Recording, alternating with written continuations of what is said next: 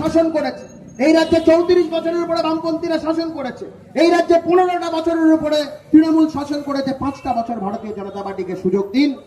এই রাজ্যে প্রকৃত পরিবর্তনের লক্ষ্যে ভারতীয় জনতা পার্টি এই রাজ্যকে নতুন দিশা দেখাতে পারে। আমি সেদিনকে একটি গান শুনছিলাম, জটিলেশ্বর মুখোপাধ্যায় পণ্ডিত নিখিল ব্যানার্জির রাগ ভাটিয়ারের উপর একটা কনসার্ট শুনে আসার পর উনি এই গানটি রচনা করেছিলেন, এখন সকাল রাতের চেয়েও অন্ধকার। আমাদের পশ্চিমবঙ্গের স্থিতি আজকে এই জায়গায় দাঁড়িয়ে, এই পশ্চিমবঙ্গের এখন সকাল যা রাতের চেয়ে অন্ধকার, এই অন্ধকার ছাড়িয়ে, এই অন্ধকারকে ছাপিয়ে নতুন ভোরের উদয় হবে, নতুন করে সূর্য উদয় হবে, এই আশা এবং আকাঙ্ক্ষা আমরা রাখি। সাথে সাথে এলাকার মানুষজনকে বলছি, আপনারা নির্ভয়ে ভোট দিতে যাবেন। এবারের ভোট কিন্তু অন্যরকম ভোট। আমরা নির্বাচন কমিশনকে বারবার করে বলেছি, মানুষের গণতান্ত্রিক অধিকার মানুষকে প্রয়োগ করতে দিতে হবে। এবার নির্বাচনে ছাপ্পা রিগিং যদি করতে যায়, আমরা কিন্তু বলছি আমরা কেন্দ্রীয় বাহিনী বা ইলেকশন কমিশনের ভরসায় নেই। আমরা সাধারণ মানুষকে নিয়ে প্রতিরোধ করে চলব।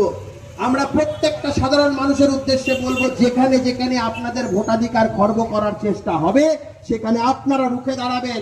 আমাদেরকে একটা বার ফোন করবেন, আমাদের বীর কার্যকর্তারা প্রত্যেকটি জায়গায় বুক চিতিয়ে সেদিনকে লড়াইয়ের ময়দানে থাকবে। তৃণমূলকে 1 ইঞ্চিও জমি ছাড়া হবে না। আর অভিষেক বন্দ্যোপাধ্যায় বলেছেন না, 4ঠা মেয়ের পরে ডিজে বাজাবো। 4ঠা মেয়ের পরে কে ডিজে বাজাবে আর খোল কঞ্জনি বাজিয়ে হরে নাম সংকীর্তন করবে, এটা বাংলার মানুষ দেখবে।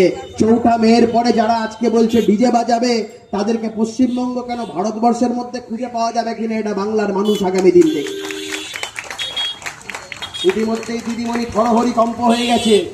জায়গায় জায়গায় যেভাবে ইডির রেট চলছে, যেভাবে আয়করের রেট চলছে, তৃণমূলের সমস্ত চোরেরা আজকে আতঙ্কিত, তারা ভীত, তারা সন্ত্রস্ত। আমরা বলছি, আমরা গর্ববোধ করি, আমরা সেই চাওয়ালার দলের নাম দল করি যার নাম নরেন্দ্র দামোদর দাস মোদী। আমাদের হাইকোর্ট পাড়ার একটি চাওয়ালা আছে, সে চায়ের ছাঁকনিতে চাটা ঢালার পরেও একটা কাপড় দিয়ে চাটাকে নিগড়ে নিগড়ে নিগড়ে নিগড়ে শেষ বিন্দু অবধি বার করে। আমরা বলছি, আমরা নরেন্দ্র মোদীর দল করি। ভারতীয় জনতা পার্টি ক্ষমতা এলে যেই সমস্ত তৃণমূলের চোর নেতারা মানুষের যত পয়সা খেয়েছে, ওইভাবে নিগড়ে নিগড়ে নিগড়ে নিগড়ে শেষ বিন্দু অবধি বার করার কাজ ভারতীয় জনতা পার্টি করে। আমি এই এলাকার মানুষের কাছে বেশি কথা বলার ধৃষ্টতা রাখবো না, তবে একটা ছোট্ট কথা বলি, আমি কিন্তু আপনাদের কাছে নেতা হতে আসিনি, আমি আপনাদের নিজেদের বেটা হতে এসেছি, আমি আপনাদের ঘরের ছেলে হতে এসেছি। আমার থেকে এই সুযোগটা কেউ কেড়ে নেবেন না। ব্যারাকপুরের জন্য অনেক স্বপ্ন আছে আমার। ব্যারাকপুর মানে বোমগুলির ব্যারাকপুর নয়, ব্যারাকপুর মানে ক্রিমিনালদের ব্যারাকপুর নয়, ব্যারাকপুর মানে দুষ্কৃতীদের ব্যারাকপুর নয়, ব্যারাকপুর মানে রাষ্ট্রগুরু সুরেন্দ্রনাথ বন্দ্যোপাধ্যায়ের ব্যারাকপুর, ব্যারাকপুর মানে শহীদ মঙ্গল পাণ্ডের ব্যারাকপুর, ব্যারাকপুর মানে ক্যাপ্টেন শেখর ঘোষের ব্যারাকপুর। আমরা রাষ্ট্রগুরু সুরেন্দ্রনাথ বন্দ্যোপাধ্যায়কে শুধুমাত্র রাস্তায় মনে রেখেছি, আমরা মঙ্গল পাণ্ডেকে, শহীদ মঙ্গল পাণ্ডেকে শুধুমাত্র পার্কে মনে রেখেছি, আর আমরা ক্যাপ্টেন শেখর ঘোষকে একটা সরু গলির মধ্যে মনে রেখেছি। আমি বলছি, ভারতীয় জনতা পার্টি ক্ষমতা এলে ব্যারাকপুরে এই 3 মহামানবের পেল্লাই মূর্তি উন্মোচন করার কাজ ভারতীয় জনতা পার্টি করবে। ভারতীয় জনতা পার্টি ক্ষমতা এলে ব্যারাকপুরের যে আনএক্সপ্লোর্ড ট্যুরিজম, সেই ট্যুরিজম নিয়ে ব্যারাকপুরে আমরা কাজ করতে চাই। ব্যারাকপুরে যে অন্নপূর্ণা মন্দির আছে, যে লাটবাগান আছে, যে গান্ধীঘাট আছে, এত সুন্দর সুন্দর ট্যুরিস্ট স্পটস আছে, সেই স্পট নিয়ে আমরা কোনোদিন কেউ চিন্তা ভাবনা অবধি করিনি যে এখানে ট্যুরিজম নিয়ে কাজ করা যায়। ব্যারাকপুরে বহু এরকম পশুপ্রেমী মানুষজন আছে যারা রাস্তার কুকুর বেড়ালদের নিয়ে কাজ করে।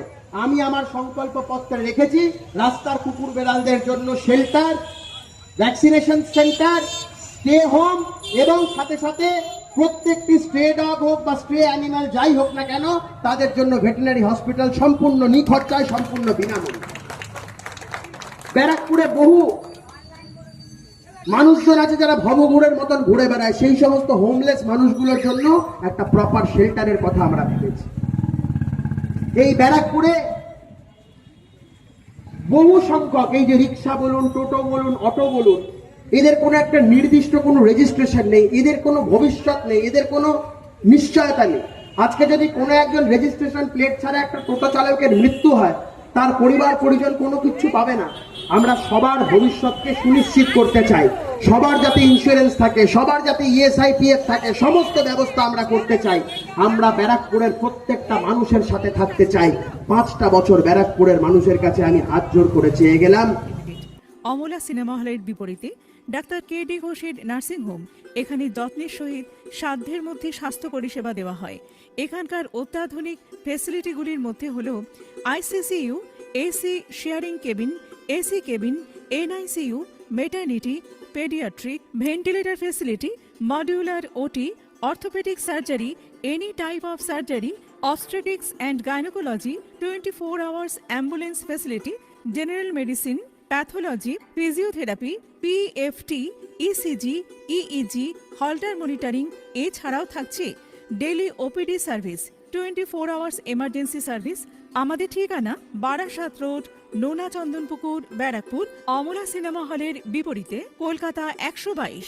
যোগাযোগ 03325920006। মোবাইল নাম্বার 9433389740 এবং 9433389739। সারদা সেবা সদন হসপিটাল প্রাইভেট লিমিটেড।